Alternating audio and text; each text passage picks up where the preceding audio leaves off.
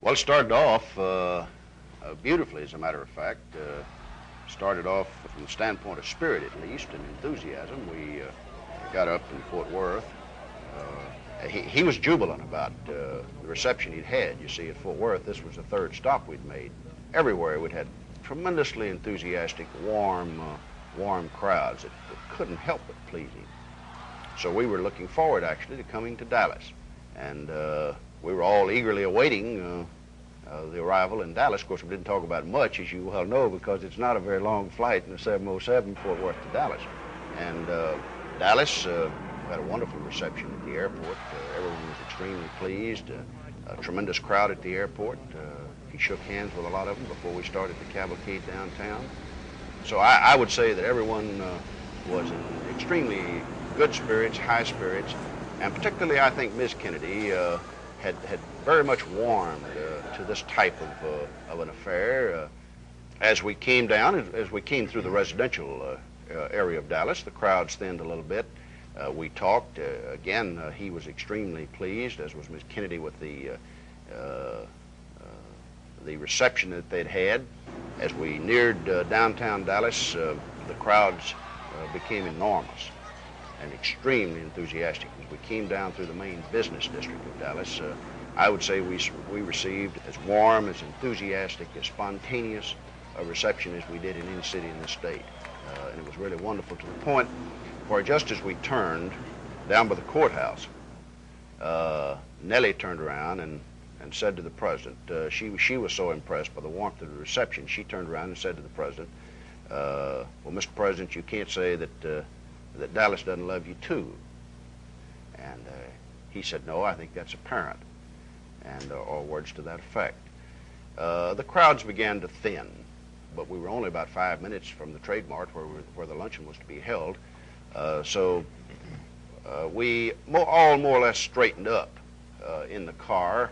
I did, I know, and maybe I should explain that a little bit by saying that when you sit for a prolonged period of time, as we were, facing in one direction, acknowledging the crowd, why, when you get an opportunity, when the crowd thins, you kind of shift in the chair and straighten up. And we had just done that. I had, and I heard this shot, and I say shot because I immediately thought it was a shot. I immediately thought it was a rifle shot. Fear just swept through me, and I turned, thinking that the shot had come from back over my right shoulder. So I turned, and I obviously saw nothing but a tremendous crowd of people from where we had just come. And I saw nothing unusual, nothing out of the way, except people also had startled looks on their faces. They were turning, they were looking, and I didn't catch him in the corner of my eye. So I was in the process of turning to my left, and that's when I felt the impact of the bullet that hit me. Went in my back shoulder and came out my chest right here. I felt as if someone had just hit me in the back, a sharp blow with a doubled up fist. It more or less knocked me over, at least enough to where I looked down, and of course I was covered with blood, and frankly thought that I had been fatally hit. I never lost consciousness, and I was lying there and heard the third shot.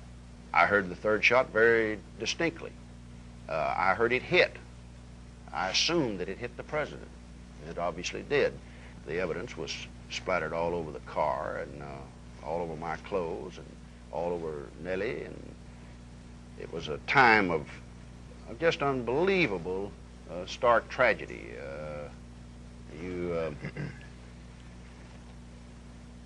So many things go through your mind at that moment that I think it's probably impossible to relate at any future time, all the things that you thought.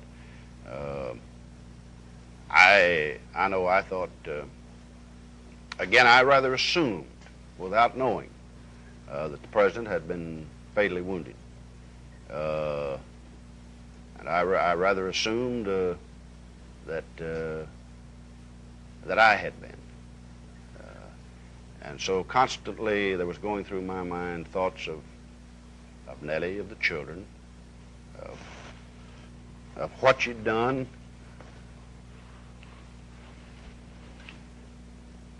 And it's really difficult, I think, to try to explain all the things that you wonder about, all the things that you concern yourself with at a time like that.